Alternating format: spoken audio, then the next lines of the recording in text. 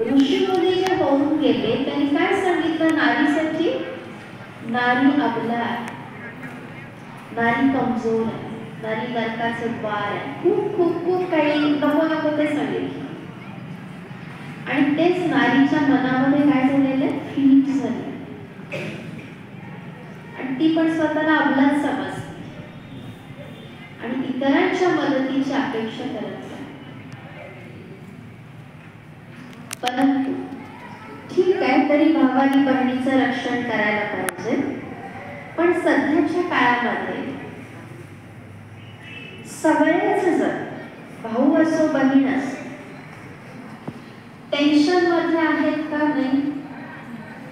चिंता आहे, भीती आहे, ऍडमिशन मिळणार की नाही, पेपर कसला आहे ते कुणास ठाऊक त्याची पण भीती आहे, अभ्यास केलेल्यातच येईल की आणि कुठले येणार काय माहिती, पेपर दिल्यानंतर सुद्धा मार्क लिस्ट मिळणार त्यावेळी पास होणार की नाही, मार्क लिस्ट हातात आल्यानंतर कंप्लीट माझं एज्युकेशन झालं, आता मला जॉब मिळणार की नाही, काय नाही, सगळी आतमध्ये धाकधूक आहे, भीती आहे.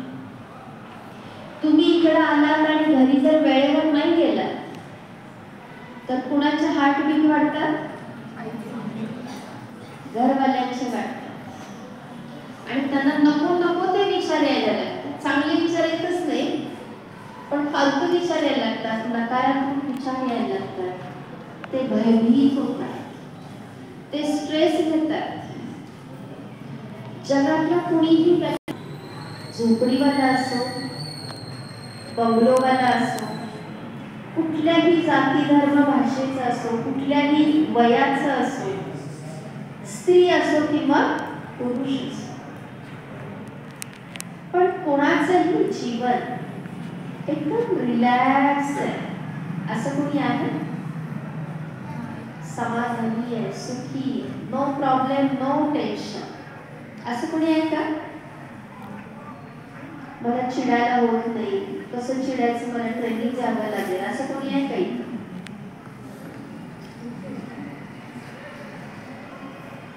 आज सध्याच्या युगामध्ये प्रत्येक मानवाला रक्षणाची गरज, पण रक्षण कशाचं करायचंय आणि कोणापासून करायचं? रक्षण हे नेहमी शत्रूपासून केलं जातं आणि स्वतःच केलं जातं. राखीच्या माध्यमातून आपल्याला रक्षण कशाचं करायचंय? एक करायचंय आपल्याला सगळ्यात महत्वाचं रक्षण, आपल्या चारित्र्याचं रक्षण.